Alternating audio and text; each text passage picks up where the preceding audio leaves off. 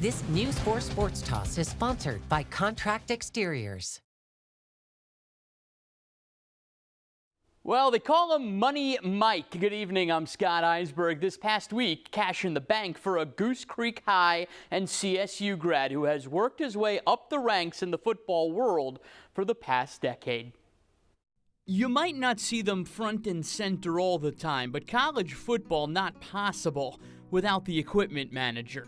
I think my true career aspirations are to go wherever I can to best impact the people around me. And Davidson's kind of been that for me. Mike Marangelli, a man of many hats or footballs or really whatever he purchases for and outfits his team with. Whatever comes about, we figure out how to solve problems and we figure out how to take care of people. At that smaller school level, the personal touch goes a long way, not just for his players. We had towels ready for them, a cooler full of Gatorades, and we were out running on the field with them, shagging footballs and helping them run routes, things like that. So that was a lot of fun.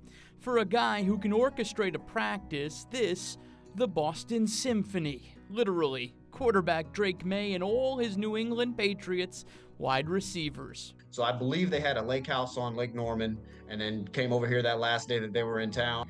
I have an intern here.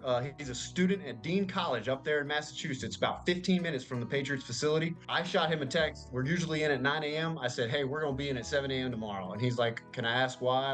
I was like, I'll tell you in the morning. I told him, I said, hey, in about an hour and a half, Drake May and a couple of his receivers are going to show up and work out on our field, and we're going to help them out. And he was just ecstatic about that.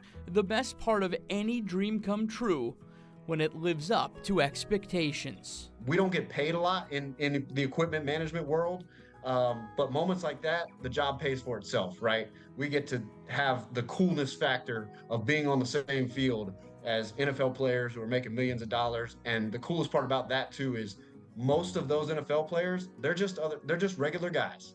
His intern left with some signed swag. He left knowing he did what he's been trained to do at stops like CSU, Coastal Carolina, and the Citadel. Ran like 20 straight plays from one 10-yard line all the way down to the other goal line. Even Drake May, he came up and he's like, really appreciate you guys helping us out and just being able to run it as smoothly as they're probably used to at that NFL level. That is being front and center for a pretty big name, under center.